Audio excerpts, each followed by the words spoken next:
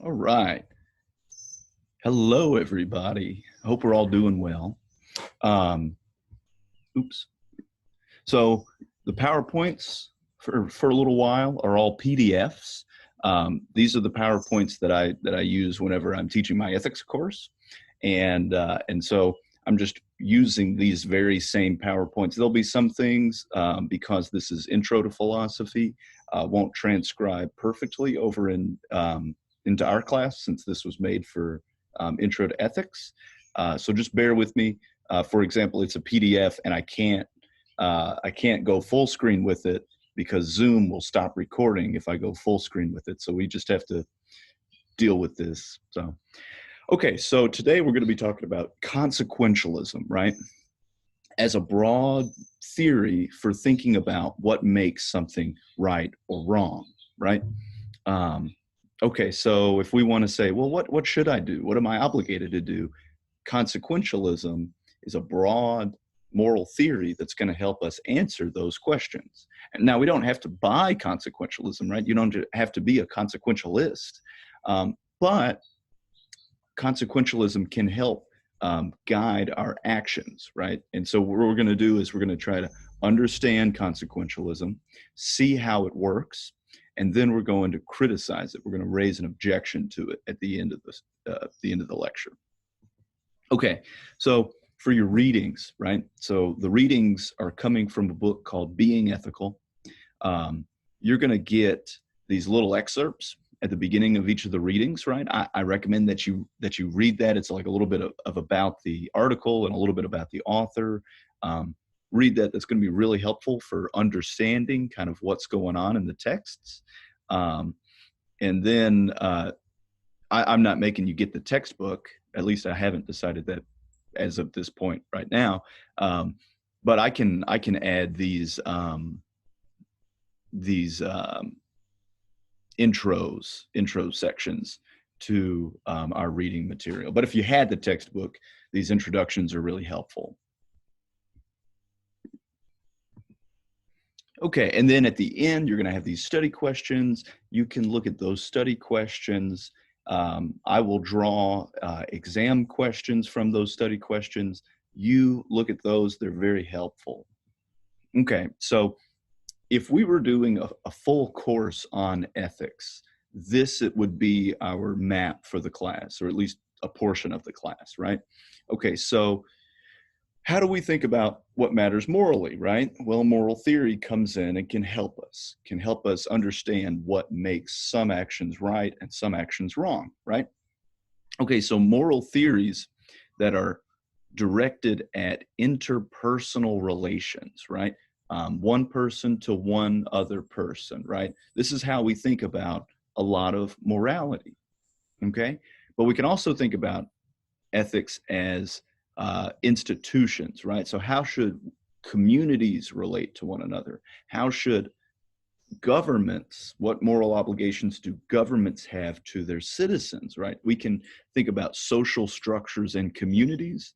We're not going to be talking about this for this class, but I'm just identifying that we can think about moral obligations for institutions and for individuals. Okay, so let's think a little bit about individual ethics, right? Interpersonal ethics. Well, we can talk about moral theories that target actions themselves, okay? So these are going to say, well, okay, this action is wrong for this reason. And we see that Mill, right, outcome-focused reasoning, what we're doing today is focused on targeting actions. And Kant, what we're going to do for tomorrow, rule-based moral thinking or deontology, that is also going to be focused on actions as well. Okay, and the other moral theory we're going to be talking about is virtue ethics from Aristotle. And so rather than targeting actions, virtue ethics is going to target character, right? This person is doing the wrong thing. Well, why? Because they're displaying a vice rather than a virtue. Okay, so we already talked a little bit about the terminology stuff, but I'll just go over it again. So we can talk about the good and the right, okay? So the right is talking about actions themselves, right? Whether or not an action is right or wrong. Okay. And so when we talk about right actions, we can make a distinction between actions that are morally permissible and morally obligatory and morally permissible. Okay. So we might think that you are obligated to give to the poor some of the time, right? That seems generally accepted. We need to help those that are less fortunate than ourselves. So we might say that you are morally obligated to give to the poor sometimes, right? Since you're morally obligated, that means that it's morally permissible for you to do so, right? Well, what is it to be morally permissible? That means that you can do this action and it's not morally wrong, right? So if you're morally obligated to do something, well, it has to be the case that it's not wrong to do that thing, right? Okay, but we could also talk about morally permissible actions that are not obligatory. So say driving my car. I would say generally speaking, that's like a morally neutral action. Some people disagree, right? Maybe it contributes to climate change, and that's a big deal for future people, right? But bracketing that, driving my car seems to be a relatively good candidate for a morally sort of neutral action. So we might say that I'm not obligated, morally speaking, to drive my car, but it's permissible for me to do so, right? It's something that is probably just morally neutral, right? Permissible. So I don't have to drive my car, but I can if I want to. That's the idea. And then we talk about wrong actions as being not permissible. So if I wanted to kill another person, generally speaking, that's going to be a wrong action, right? That's going to be not permissible. So non-permissible actions are those that if you do those actions, you will be acting in bad faith, or you'll be acting wrongly. Okay, so that's the right. The good focuses on the value of various kinds of states of affairs, right? So we might say, it's a good thing for me to have water to drink. It's a good thing for me to have coffee to drink. Those things are valuable to me. Why? Well, because they give me pleasure, right?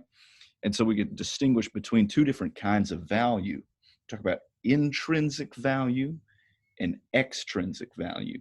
So intrinsic value, that's something that's good in and of itself, right? So it's not good insofar as it gets me something else. By contrast, extrinsic values are goods that help get us something else. So the best example here is money, right? Money is not valuable in and of itself. I don't just keep money with me because I need money, right? It's valuable insofar as it gets me other things, right? So we'd say that money is valuable only insofar as it helps get us things with intrinsic values. Money has extrinsic value, or money helps us get other things with extrinsic value, right? Okay, so we're going to be focusing on outcomes today. Okay, so consequentialism says that morally right actions, right, are the actions that bring about the very best outcomes. Okay, so we might wonder, what makes an outcome good? Well, we might measure these with different axiological values, right? We might say, well, certain values are measured by our outcome-based reasoning, whereas other values aren't. So we'll look at some candidates for that. But the idea here is that the consequentialist says, well, the only measurement by which we say that an action is right or wrong is the outcome of that action, right? So some people want to say it's always wrong to kill other people.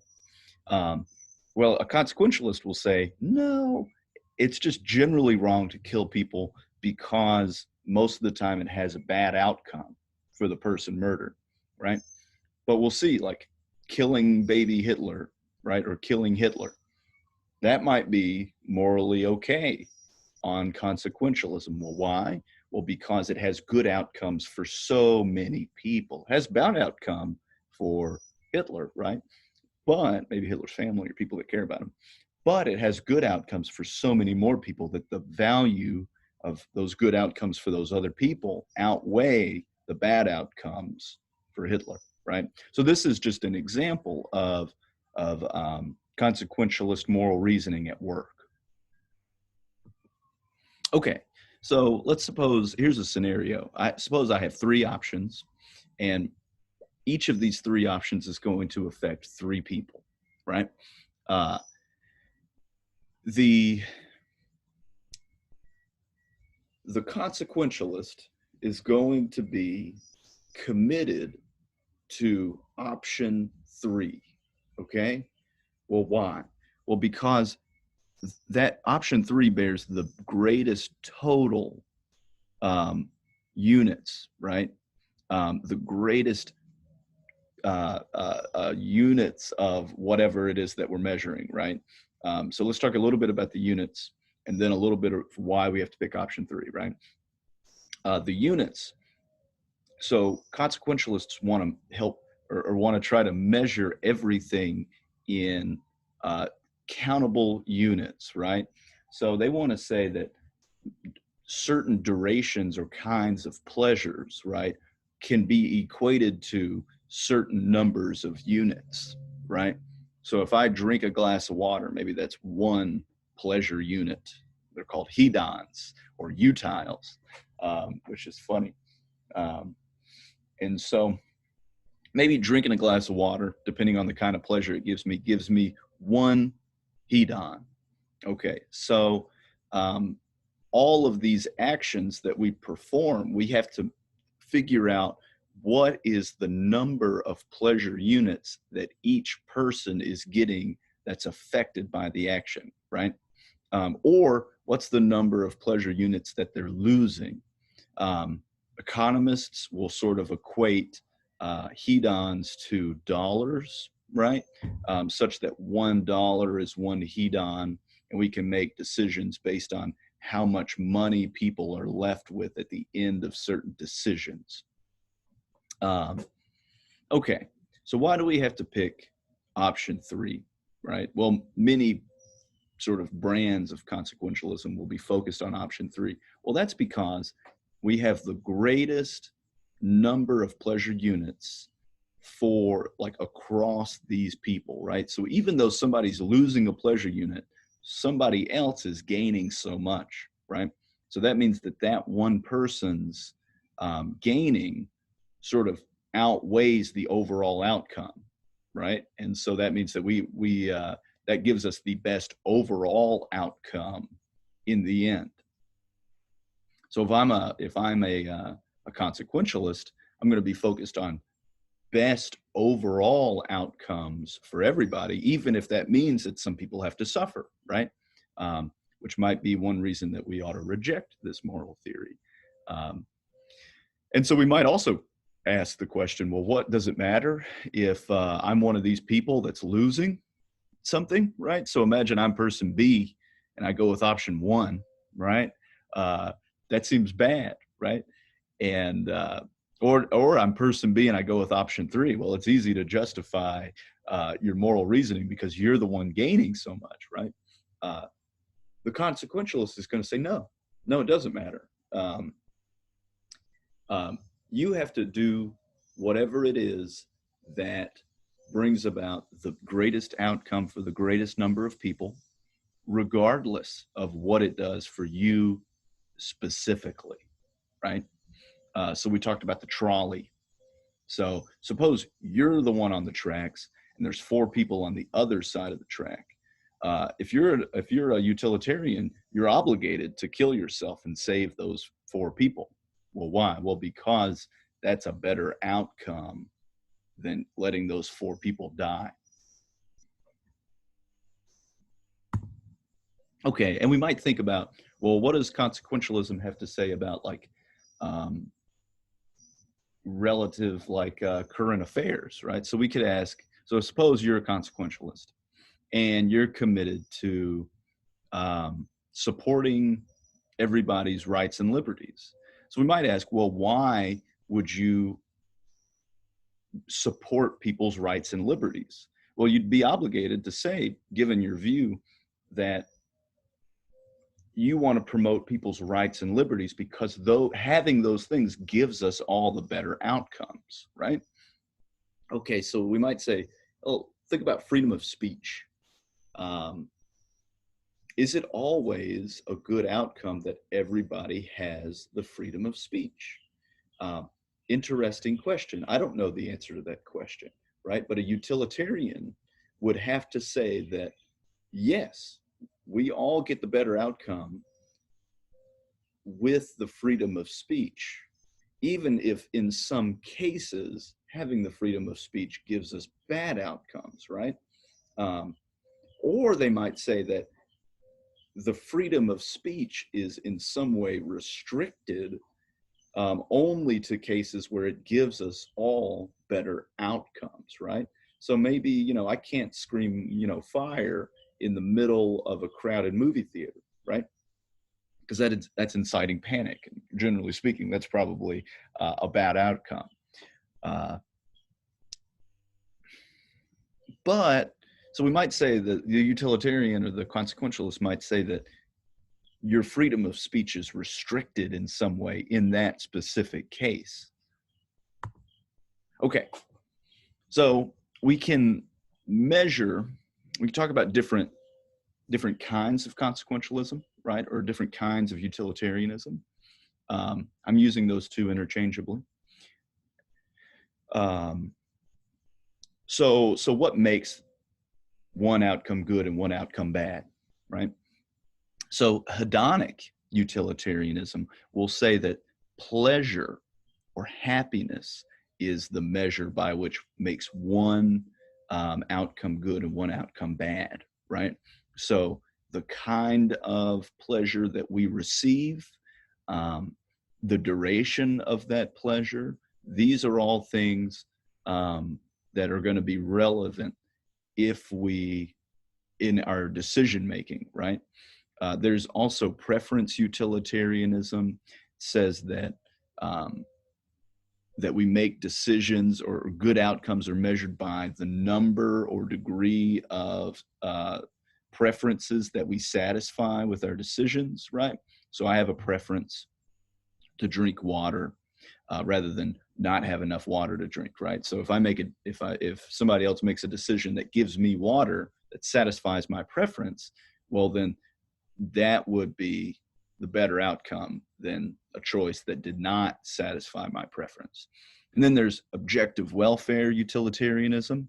And this is basically the idea that everybody has a set of not preferences, but a set of things that they just need, right, to maintain their welfare.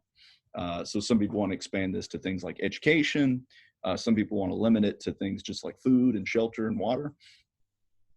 So we measure better outcomes by satisfying the objective things that everybody needs, right?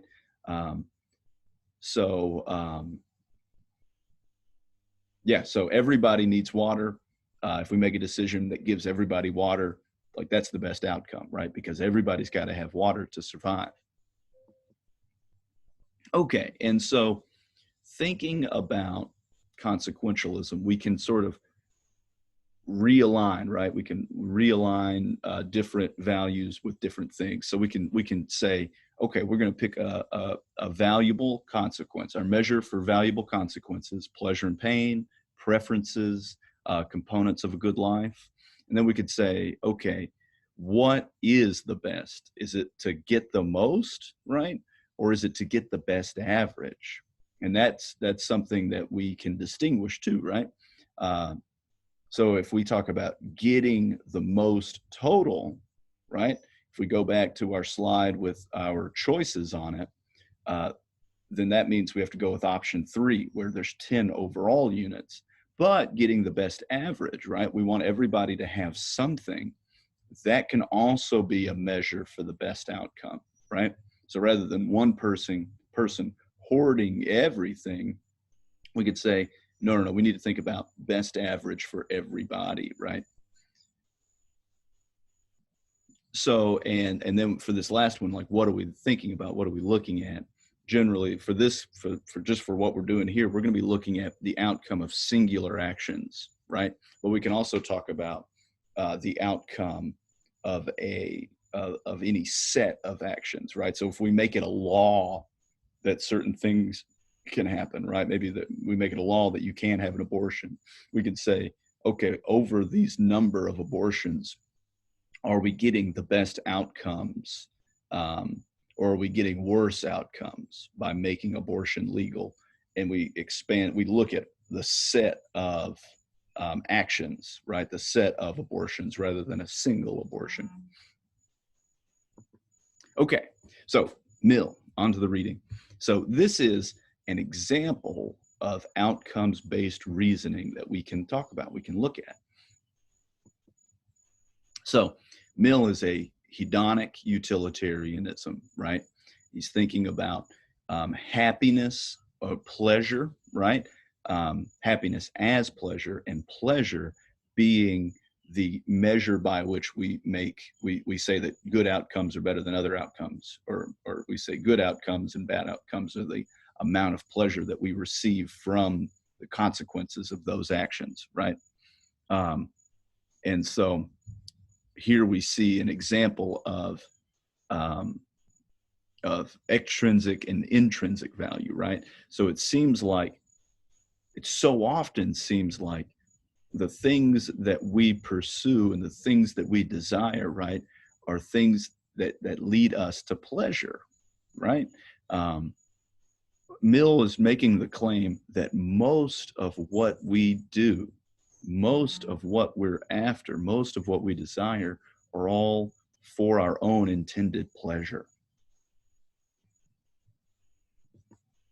Okay, so Mill distinguishes between higher and lower pleasures. This is really important, right? So, okay, so here's an objection to utilitarianism as defined by pleasure. Well, look, you get pleasure out of X, I get pleasure out of Y.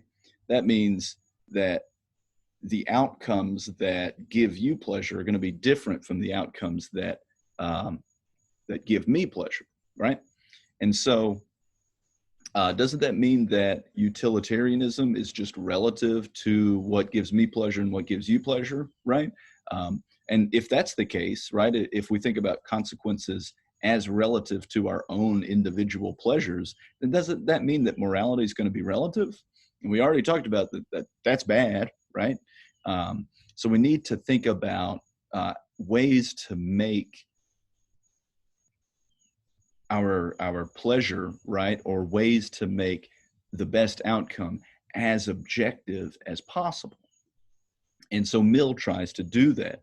Mill distinguishes things like higher pleasures from things like lower pleasures, right? And so humans, we all have the ability to reason. We all have the ability to think about stuff, to wonder about stuff, which is all really, really important, right? And so we all have the capacity to, here's a scale of pleasures. We all have the capacities to say eat beer or drink beer and eat bacon, right? This would be like a lower, like animal-like pleasure, right? This is just something that it's a sensation, right? And it's just the sensation that we're enjoying. But we can talk about more intellectual pleasures, right? Like reading literature, doing philosophy like we're doing right now, right? These are all things that engage with our reason, engage with our intellect in a way that is really, really important. And so as a result is a greater pleasure, right? So the idea here is that it's not just, well, look, I like drinking beer and eating bacon, and you like reading classical literature, right? No, no, no, no, no. This is, we can measure these things. Well, why? Based on human nature, right? Based on the uh, human being's ability to reason, right? So these things are more objective. So we all have the ability to reason. That means that all reason-based pleasures like study and literature and looking at philosophy, all of those are in some sense higher than the lower pleasures. And so that means that uh, when we do actions that bring about things at the top of this scale, we're doing things better. We're doing, like, that's a better outcome than things that are lower on the scale. So it's not just all relative, right? These orderings, not preference orderings, but these orderings of pleasures, right, are objective for everybody.